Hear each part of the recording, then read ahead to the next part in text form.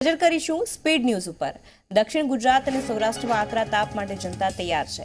રાજ્યના બંને ક્ષેત્રમાં હીટવેવની આગાહી છે। હાલ રાજ્યમાં ઉનાળામાં પ્રારંભ પહેલા જ સામાન્ય ગરમીનો અનુભવ થઈ રહ્યો છે।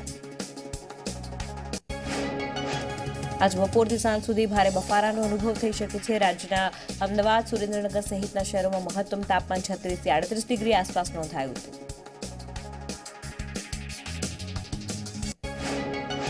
ચૂંટણી લડવા હાઈકોર્ટમાં કરેલી હાર્દિકની અરજી પર આજે ચુકાદો આવી શકે છે। બંને પક્ષોની દલીલો પૂર્ણ થઈ ચૂકી છે, તો હાઈકોર્ટના ચુકાદા પર હાર્દિકનું ભાવિ નક્કી થશે। ભગા બારડે પેટા ચૂંટણીને લઈ હાઈકોર્ટમાં અરજી કરી છે। તમામ પક્ષોની દલીલો પૂર્ણ થઈ ચૂકી છે, તો મહત્વનું છે કે ભગા બારડે વિધાનસભા અધ્યક્ષે સસ્પેન્ડ કર્યા હતા। આમ્રપાલી ગ્રુપ વિરુદ્ધ ધોનીની સુપ્રીમ કોર્ટમાં બાકી લેણાને લઈને અરજી છે। 40 કરોડ બાકી લેણા માટે અરજી કરાઈ, તો મહત્વનું છે કે 2009 થી 6 વર્ષ સુધી આમ્રપાલી ગ્રુપ સાથે ધોની જોડાયેલા હતા। તો આ રવિવારે દેશની તમામ બેંકો ખુલ્લી રાખવાનો રિઝર્વ બેંકે આદેશ કર્યો છે। 31મી માર્ચ હોવાને લીધે બેંક ખુલ્લી રાખવા આદેશ કરાયો છે। નાણાકીય કામકાજ અટકે નહીં તે માટે રવિવારના રોજ પણ બેંક ખુલ્લી રહેશે। સુરતના કોંગ્રેસ કોર્પોરેટરની દુકાન ઉપર હુમલો થયો છે। મેડિકલ સ્ટોર ઉપર અસામાજિક તત્વોએ હુમલો કર્યો। સમગ્ર ઘટના સીસીટીવીમાં કેદ થઈ। અસામાજિક તત્વોએ લૂંટનો પ્રયાસ કર્યો। જેતપુર, ધોરાજી અને ગોંડલમાં રાદડિયા પરિવારની તરફેણના પોસ્ટર્સ લાગ્યા છે। પોરબંદર બેઠકથી રાદડિયા પરિવારમાં કોઈને પણ ટિકિટ આપવા માંગ છે। પોસ્ટરમાં લખ્યું છે કે ટિકિટ નહીં અપાય તો સૌરાષ્ટ્રમાં ભાજપને નુકસાનનો ઉલ્લેખ। રાજકોટ બેઠક ઉપર મોહનભાઈ કુંડારિયાને રિપીટ કરાતા ભાજપમાં વિરોધનો વંટોળ જોવા મળ્યો છે, જેને લઈ વાંકાનેરમાં અસંતુષ્ટ નેતાઓનું સંમેલન યોજાયું। ભાજપના આગેવાન જીતુભાઈ સોમાણીની આગેવાનીમાં સંમેલન યોજાયું। સંમેલનમાં જીતુભાઈ સોમાણીએ મોહનભાઈ કુંડારિયા પર આક્ષેપ કરતા કહ્યું કે 2017ની વિધાનસભાની ચૂંટણીમાં વાંકાનેર બેઠક ઉપર ભાજપની હાર માટે મોહનભાઈ જવાબદાર છે। અલગાવવાદી નેતા પર લગાયેલા પગલાંને લઈને અમિત શાહે વિપક્ષ ઉપર પ્રહાર કર્યો છે। ઉત્તર પ્રદેશના મુરાદાબાદમાં યોજાયેલી ચૂંટણી રેલીમાં વિપક્ષ પર પ્રહાર કરતા કહ્યું કે 30 વર્ષ સુધી સરકારે આતંકીઓને બિરયાની ખવડાવી છે। મેનકા અને વરુણ ગાંધીની બેઠક પરસ્પર લાદવામાં આવી છે। સુલતાનપુરથી મેનકા ગાંધી અને પીલીભીત બેઠક પરથી વરુણ ગાંધીને ટિકિટ આપવામાં આવી છે, તથા કાનપુર બેઠક પરથી સત્યદેવ પચૌરીને ટિકિટ આપવામાં આવી છે। સતત પ્રધાનમંત્રી મોદી અને ભાજપ પર અવારનવાર વાક પ્રહાર કરનારા ભાજપના બળવાખોર સાંસદ અને અભિનેતા શત્રુઘ્ન સિંહા જોડાશે કોંગ્રેસમાં। 28મી માર્ચે સત્તાવાર રીતે કોંગ્રેસનો ખેસ તેઓ ધારણ કરશે। ભાજપ તરફથી થતી ઉપેક્ષા અને શત્રુઘ્ન સિંહા રાહુલ ગાંધીની હાજરીમાં કોંગ્રેસમાં જોડાશે। પટના સાહિબથી રવિશંકર પ્રસાદને ટિકિટ આપવાની જાહેરાત થતાં શત્રુઘ્ન સિંહા નારાજ થયા છે, ત્યારે કોંગ્રેસમાં જોડાઈને તેઓ પટના સાહિબથી રવિશંકર પ્રસાદ સામે ચૂંટણી લડશે। રાજસ્થાનના શ્રી ગંગાનગરમાં કોંગ્રેસ અધ્યક્ષ રાહુલ ગાંધીએ જનસભાને યોજી છે।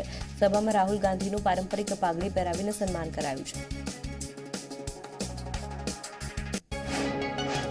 પટના એરપોર્ટ ઉપર ભાજપ નેતા આર.કે. સિંહા અને રવિશંકર પ્રસાદના કાર્યકરો વચ્ચે બોલાચાલી થઈ।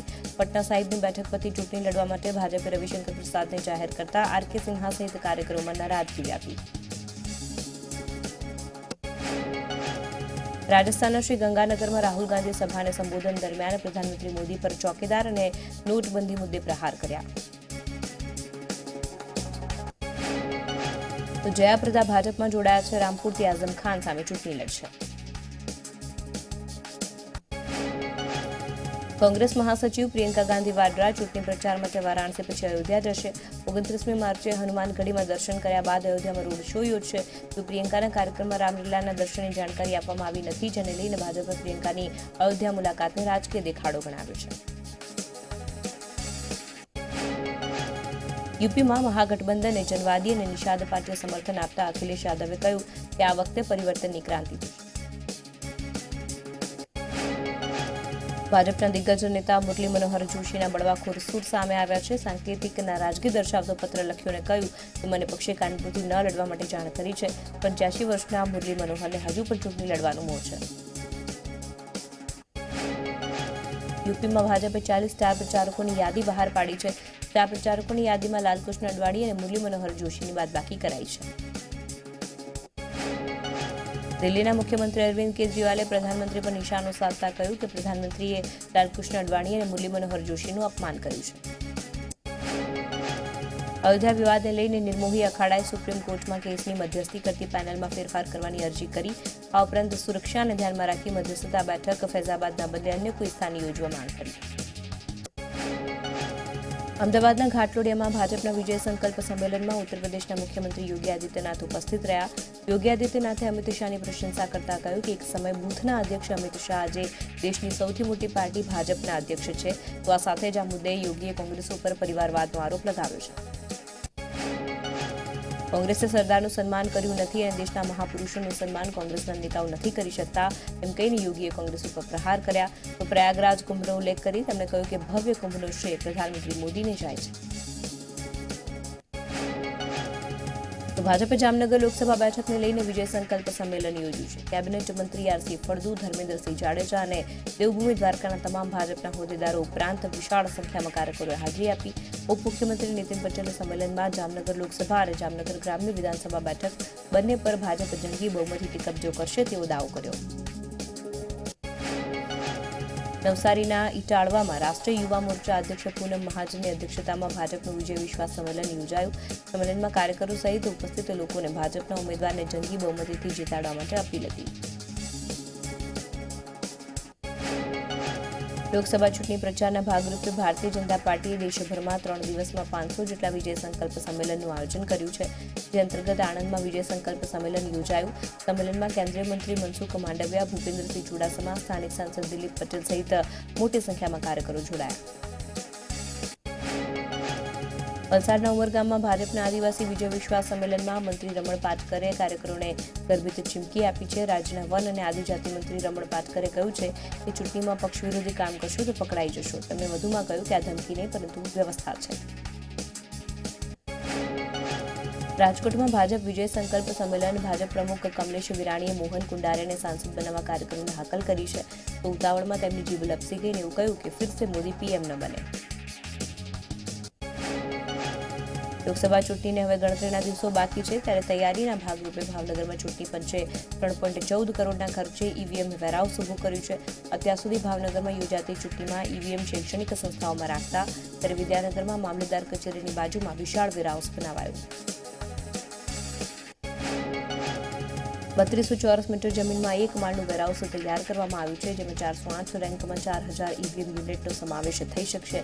સુરક્ષાને લઈને 45 સીસીટીવી કેમેરા અહીંયા મૂકવામાં આવશે. ઈવીએમ વેરહાઉસમાં 3 ફર્સ્ટ લેવલ ચેકિંગ રૂમ પણ બનાવાયા છે.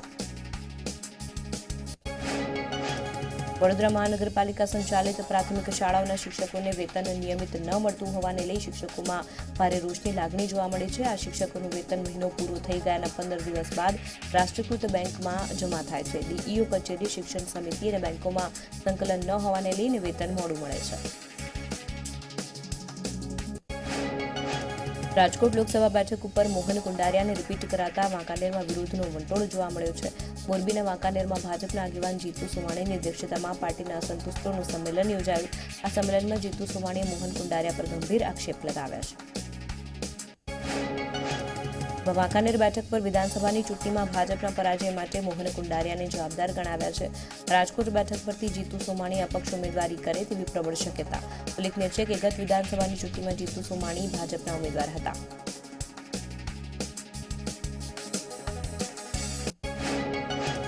જૂનાગઢ બેઠક ઉપર ભાજપના ઉમેદવાર નિશ્ચિત છે. સાંસદ રાજેશ ચુડાસમાને રિપીટ કરાઈ શકે છે. પક્ષ તરફથી ઔપચારિક જાહેરાત બાકી છે.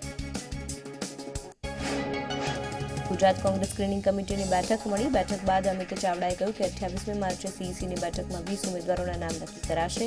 મોડી રાત્રે ઉમેદવારોના નામની જાહેરાત કરાશે. કોંગ્રેસે ગુજરાતની વધુ 2 બેઠક માટે ઉમેદવારોના નામ જાહેર કર્યા છે. કચ્છ લોકસભા બેઠક પરથી નરેશ મહેશ્વરી, નવસારી બેઠક પરથી ધર્મેશ પટેલને કોંગ્રેસે પસંદગી ઉતારી છે. નરેશ મહેશ્વરી કચ્છ કોંગ્રેસ અને કચ્છ જિલ્લા પંચાયતના ભૂતપૂર્વ પ્રમુખ છે. યુવા વયથી જ કોંગ્રેસના કાર્યકર તરીકે કારકિર્દી શરૂ કરનારા નરેશ મહેશ્વરી કચ્છના માધાપરના વતની છે. તેઓ 2 દાયકા કરતાં વધુ સમયથી કોંગ્રેસમાં જોડાયેલા છે. તો નવસારી કોંગ્રેસના જૂના જોગી ધર્મેશ પટેલ નિજલપોર નગરપાલિકાના ભૂતપૂર્વ પ્રમુખ અને કોળી સમાજ ઉપર પ્રભુત્વ ધરાવે છે. તો નવસારી બેઠક પરથી કોંગ્રેસ ઉમેદવાર તરીકે ધર્મેશ પટેલની પસંદગી કરાતા ધર્મેશ પટેલના ઘરે ખુશીનો માહોલ જોવા મળ્યો. પરિવારજનોએ તેમને ફૂલહાર પહેરાવીને વધાવ્યા તો સમર્થકોએ ફટાકડા ફોડીને ધામધૂમથી ઉજવણી કરી. જવાહર ચાવડા ભાજપમાં જોડાયા બાદ કોંગ્રેસ શાસિત જૂનાગઢ જિલ્લા પંચાયતમાં મોટું ગાબડું પડ્યું છે. જવાહર ચાવડાના સમર્થનમાં જિલ્લા પંચાયતના 7 સભ્યો ભાજપમાં જોડાયા છે. વંથલી, બાંટવા, માણાવદર અને મેંદરડા નગરપાલિકા તેમજ તાલુકા પંચાયતના સભ્યો પણ ભાજપમાં જોડાયા. ત્યારે પોરબંદર લોકસભા અને માણાવદર વિધાનસભા પેટા ચૂંટણીમાં ફાયદો થાય તેવી શક્યતા.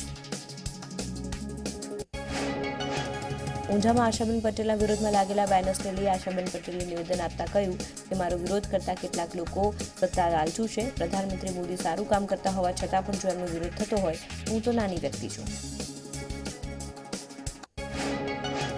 મહેસાણામાં અપહરણ બાદ વિદ્યાર્થીને માર મારવાના મામલે ધારાસભ્ય અને દલિત નેતા જિગ્નેશ મેવાણીએ પીડિત વિદ્યાર્થી સાથે મુલાકાત કરી. જિગ્નેશ મેવાણીએ આરોપીઓને પકડવામાં ઢીલી કામગીરી કરી હોવાના આક્ષેપ કર્યા. ત્યારે વિદ્યાર્થીને ન્યાય નહીં મળે તો ભાજપનો મત નહીં આપવાનું મેવાણી દલિત સમાજને આહવાન કર્યું. વિદેશમાં નોકરી આપવાની લાલચ આપી બોગસ વિઝા બનાવવાના કૌભાંડનો પર્દાફાશ થયો છે. વડોદરા એસઓજીએ 2 શખ્સોને ઝડપી પાડ્યા. અલકાપુરી વિસ્તારમાં બીઆર કન્સલ્ટન્સી નામની ઓફિસ ખોલીને વિદેશ જવા ઇચ્છુક લોકોને અહીંયા અપાતા હતા. ત્યારે આરોપીઓ ગ્રાહકો પાસેથી 2 થી 5 લાખ રૂપિયા પડાવી દેતા પોલીસે 23 પાસપોર્ટ જપ્ત કર્યા. વિનય શાહ છેતરપિંડી મામલે તેના નજીકના નરેશ પટેલની ધરપકડ કરવામાં આવી છે. સીઆઈડી ક્રાઇમે નરેશ પટેલની ધરપકડ કરી છે. નરેશ પટેલની આર્ચર કેર કંપનીમાં કોર કમિટીના મેમ્બર તરીકે મહત્વની ભૂમિકા હતી. નરેશ પટેલે અમદાવાદ, મહેસાણા, કડી અને કલોલના રોકાણકારો પાસે રોકાણ કરાવ્યું. અમદાવાદના નારોલમાં રહેતા યુવક સાથે એનઆરઆઈ યુવતીએ ઠગાઈ કરી છે. 2 વર્ષ પહેલા યુવકે એનઆરઆઈ યુવતી સાથે લગ્ન કર્યા અને ત્યારબાદ વિઝા મેળવીને અમેરિકા ગયો. યુવતીના પરિવારજનો પર ઘર જમાઈ બનાવીને રાખવાનો અને પોતાનો પગાર લઈ લેવાનો આરોપ યુવકે લગાવ્યો. તેની પત્ની અને તેના પરિવારજનો પર આરોપ લગાવ્યો. ફરિયાદીની પત્ની તેનો પાસપોર્ટ, ગ્રીન કાર્ડ અને તેના તમામ દસ્તાવેજો લઈને અમેરિકા જતી રહી. તેના નંબરો પણ બ્લોક કરી દીધા. ત્યારે સમગ્ર મામલે ફરિયાદીની પત્ની અને તેના સાસરિયા વિરુદ્ધ નારોલ પોલીસે તપાસ તેજ કરી છે. અમદાવાદના મણિનગરમાં પત્નીની હત્યાનું કાવતરું ઘડનાર આરોપી પતિ તેની પ્રેમિકા સહિત એક આરોપીની ક્રાઇમ બ્રાન્ચે ધરપકડ કરી છે. ત્યારે પોતાની ભાભી સાથે પ્રેમ કરનાર પાગલ પતિએ પત્નીની હત્યા કરવા કાવતરું ઘડ્યું. પત્નીનો આબાદ બચાવ થયો અને પતિ ઝડપાઈ ગયો. તો અગાઉ પણ આરોપીઓએ આરોપીની પત્ની ભાવનાને મારી નાખવાનો પ્રયાસ કર્યો, જે નિષ્ફળ નીવડ્યો. હાલ પોલીસે 3 આરોપીઓને જેલની પાછળ ધકેલી દીધા.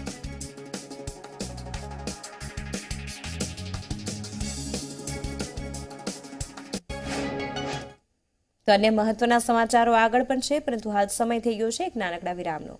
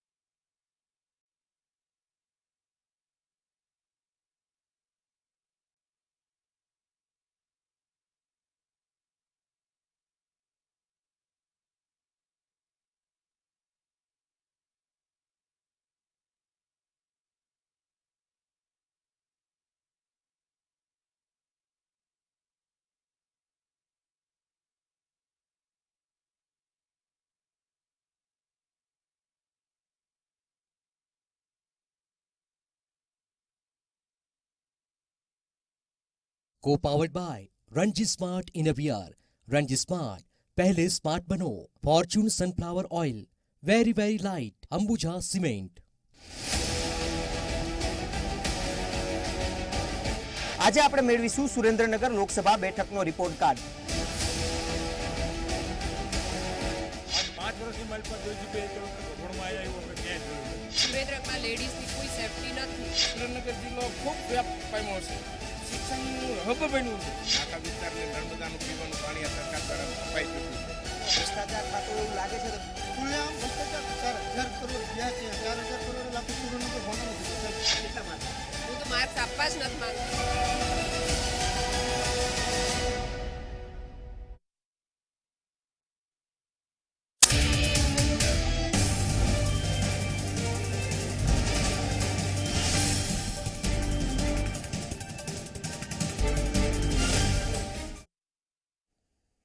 બ્રેક બાદ સ્પીડ ન્યૂઝમાં સ્વાગત છે। આગળ વાત કરીશું પાટણના સમીમાં આવેલા લુલાડા ગામના ખેડૂતોએ ધરણા યોજ્યા છે। લુલાડા ડિસ્ટ્રીબ્યુટરી કેનાલથી 3 કિલોમીટર પાઇપલાઇન આપવાના ના અપાતા 60 ખેડૂતોએ સબ ડિવિઝનલ નર્મદા કચેરીમાં ધરણા કરીને વિરોધ કર્યો છે। ખેડૂતોને આ જ રીતે છેલ્લા 5 વર્ષથી અન્યાય થઈ રહ્યો છે। વડોદરામાં પૂર્વ નાયબ પ્રધાનમંત્રી બાબા જગજીવન રામની પ્રતિમાને વાયરથી બાંધી તેમનું અપમાન કરાયું છે। કોંગ્રેસના શાસકોએ કોર્પોરેટર પર આકરા આક્ષેપ કર્યા અને કોંગ્રેસના શાસકોએ રૂમાલથી પ્રતિમાને સાફ કરી। અરવલ્લીમાં કોલવડામાં પ્રાથમિક સુવિધા ન હોવાથી ગ્રામજનોએ ચૂંટણીનો બહિષ્કાર કરવાની ચીમકી આપી છે। રાજકીય પક્ષોને પ્રચાર માટે ન આવવા માટે બેનરો લગાવવામાં આવ્યા છે અને આ મુદ્દે જિલ્લા કલેક્ટરને પણ આવેદનપત્ર આપવામાં આવ્યું છે। તો મોરબી જિલ્લાના ટંકારા તાલુકાને પાક વીમો ઓછો મળતા ખેડૂતોએ રેલી યોજી વાજતે ગાજતે ઢોલ નગારા સાથે ખેડૂતો મામલતદાર કચેરીએ પહોંચ્યા। અહીંયા આવેદનપત્ર આપ્યું। મગફળીનો માત્ર 29% વીમો જ મંજૂર થયો હોવાથી ખેડૂતોમાં આક્રોશ છે। અછતગ્રસ્ત તાલુકાના ખેડૂતોને પૂરો વીમો ચૂકવવામાં આવે તેવી ખેડૂતોની માંગ છે। સુરતના સહારા દરવાજા પાસે 15થી વધુ ઝૂંપડામાં આગ લાગી છે। ઝૂંપડામાં રહેલો તમામ સામાન બળીને ખાખ થઈ ગયો। 10થી વધુ ફાયરની ગાડીઓ આગ ઉપર કાબુ મેળવ્યો છે। નવસારીના મજગામ નજીક નેશનલ હાઈવે 48 ઉપર કેમિકલ ભરેલ ટેન્કરમાં આગ લાગતા નાસભાગ મચી। ઝઘડિયાથી કન્ટેનર મુંબઈ જતા ટેન્કરમાં આગ લાગતા ડ્રાઈવરે સામે સૂચકતા વાપરીને ટેન્કરમાંથી કૂદી પોતાનો બચાવ કર્યો। મોડાસાના મીઠાસણ પાસે ગેસથી ચાલતી વાન અચાનક ભડભડ સળગવા લાગી છે। શોર્ટ સર્કિટના કારણે આગ લાગી હોવાની શક્યતા વ્યક્ત કરાઈ છે। સદનસીબે કોઈ જાનહાની સર્જાઈ નથી, પરંતુ આગમાં કાર બળીને ખાખ થઈ ગઈ। મહીસાગર લીંબડિયા મોડાસા હાઈવે પર ડીજે ટેમ્પો પલટી ખાતા અકસ્માત થયો છે। અકસ્માતમાં 7 લોકોને ઈજા પહોંચતા હોસ્પિટલ સારવાર માટે ખસેડાયા। સારવાર લઈ રહેલા 4 ઈજાગ્રસ્તોની સ્થિતિ ગંભીર છે। તાપીમાં આવેલા નિઝરના ગુજરપુર ગામે એસટી બસ અને બોલેરો પિકઅપ વચ્ચે અકસ્માત સર્જાયો છે। સદનસીબે કોઈ જાનહાની થઈ નથી। બોલેરોમાં પિકઅપ માટે બેઠેલા 2 લોકોને ઈજા થઈ છે। ઉનામાં રાવલની કેનાલમાં પાણીનો વેડફાટ જોવા મળે છે। પાણી નહેરના બદલે ખેતરોમાં ફરી વળ્યા। ખેડૂતોના ઊભા પાકને નુકસાન પહોંચ્યું। નહેરમાં પાણીની માત્રા કરતાં વધુ પાણી છોડાયું છે। લાખો કરોડોની ઠગાઈના અનેક કિસ્સાઓ સામે આવ્યા છે। સુરતમાં પ્રમાણિકતાનો કિસ્સો પણ સામે આવ્યો છે। સુરતમાં રહેતા હેમંત ભાવસારને રસ્તામાં હીરાનું પડીકું મળી આવ્યું। ત્યારબાદ તેણે તાત્કાલિક કંપનીના માલિકને જાણ કરી હીરાનું પડીકું ડાયમંડ એસોસિએશનને આપી તેના મૂળ માલિક સુધી પહોંચાડ્યું। 4 દિવસની શોધખોળ બાદ આખરે હીરાના મૂળ માલિક મળી આવ્યા અને તેને હીરા સોંપાયા। હેમંતની ઈમાનદારીને જોઈ સુરત ડાયમંડ એસોસિએશને તેના પ્રોત્સાહન ઇનામના ભાગરૂપે તેનું સન્માન કર્યું અને તેની કામગીરીને બિરદાવી। ચીનની ભારત પ્રત્યેની ચાલાકી ફરી એકવાર સામે આવી છે। ચીનમાં અરુણાચલનો સમાવેશ ન થતો હોય તેવા 30,000 નકશા ચીને નષ્ટ કર્યા છે। પહેલા પણ ચીને અરુણાચલને પોતાનો હિસ્સો બતાવવાનો દાવો કર્યો છે। ઝિમ્બાબ્વેમાં ત્રાટકેલા ઇદાઈ વાવાઝોડાના કારણે ચારે તરફ મહાવિનાશ સર્જાયો છે। સાઉથ આફ્રિકાની ઓથોરિટીએ આ વાવાઝોડાને સદીનું સૌથી ભયાનક વાવાઝોડું ગણાવવાનું કહ્યું છે। વાવાઝોડાનું મૃત્યુઆંક 1,000થી વધુ હોવાની શક્યતા। ભારતીય નૌકાદળે ફસાયેલા 192થી વધુ લોકોનું રેસ્ક્યુ કર્યું છે અને પોતાના ચિકિત્સા શિબિરોમાં 1381 લોકોની સહાયતા પહોંચાડી છે। અમેરિકાના કેલિફોર્નિયાની એક મસ્જિદમાં આગ લાગવાની ઘટના બની। આગ લાગવાના ઘટના સ્થળેથી ન્યૂઝીલેન્ડમાં થયેલા આતંકી હુમલાના ઉલ્લેખવાળો એક પત્ર મળ્યો છે। ત્યાં ઘટનામાં કોઈ ઘાયલ થયું નથી અને ફાયર ટીમ પહોંચે તે પહેલા સ્થાનિકોએ આગ પર કાબૂ મેળવ્યો। પાકિસ્તાનમાં હિન્દુ સગીરાઓની મરજી વિરુદ્ધના ધર્મ પરિવર્તનને લઈ ઇસ્લામાબાદ હાઈકોર્ટે પાકિસ્તાન સરકારને આદેશ કર્યો છે। પાકિસ્તાન સરકારને બંને હિન્દુ સગીરાને પૂરતી સુરક્ષા પૂરી પાડવાનો આદેશ કરાયો છે। ઉત્તરી ઇઝરાયલમાં એક રહેણાંક મકાન ઉપર રોકેટ પડતા 6 લોકોને ઈજા પહોંચી. ઇઝરાયલની સેનાએ આપેલી માહિતી પ્રમાણે રોકેટને ગાઝા પટ્ટી તરફ છોડવામાં આવ્યું, જોકે હાલ સુધી કોઈ સંગઠને હુમલાની જવાબદારી સ્વીકારી નથી. શારદાપીઠ કોરિડોરને લઈને પાકિસ્તાનના મંત્રી ફવાદ ચૌધરી નિવેદન આપતા કહ્યું કે હાલ સુધી શારદાપીઠ કોરિડોરને લઈ કોઈ નિર્ણય લેવામાં નથી આવ્યો. લોકસભાની ચૂંટણી બાદ નવા સરકારનો પ્રસ્તાવ આવ્યા બાદ નિર્ણય લેવાશે. સિંગાપુર એરલાઇન્સના વિમાનમાં બોમ્બ હોવાનું એલર્ટ મળતા અફરાતફરી સર્જાઈ, જોકે સિંગાપુર વાયુસેનાની નિગરાની હેઠળ વિમાનનું સુરક્ષિત લેન્ડિંગ કરવામાં આવ્યું. દિલ્હી કેપિટલ્સ સામે ચેન્નાઈ સુપર કિંગ્સનો 6 વિકેટે વિજય થયો છે. ચેન્નાઈની ટીમ IPL 2019માં સતત બીજી જીત મેળવી છે. શેન વોટસને સૌથી વધુ 44 રન બનાવ્યા. 148 રનનો ટાર્ગેટ ચેન્નાઈની ટીમે 4 વિકેટ ગુમાવી હાંસલ કર્યો.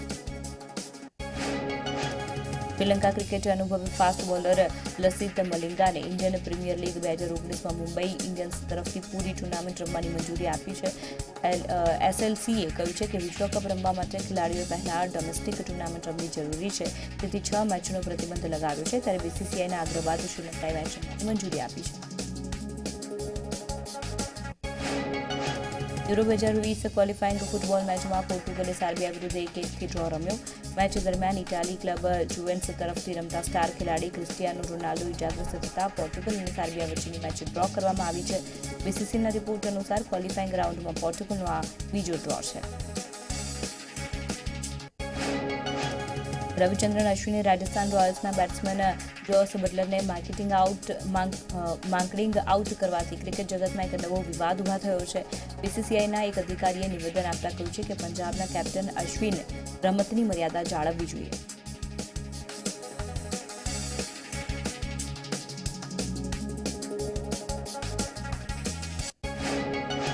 પદ્મશ્રી અને અર્જુન એવોર્ડ મેળવનાર ભારતીય એથ્લીટ દીપા મલિક ભારતીય જનતા પાર્ટીમાં જોડાયા છે. દીપા મલિકે પોતાના નિવેદનમાં જણાવ્યું છે કે પ્રધાનમંત્રી દિવ્યાંગો માટે સ્પોર્ટ્સમાં બનાવેલી નીતિથી પ્રેરાઈને તેઓ ભાજપમાં જોડાયા છે.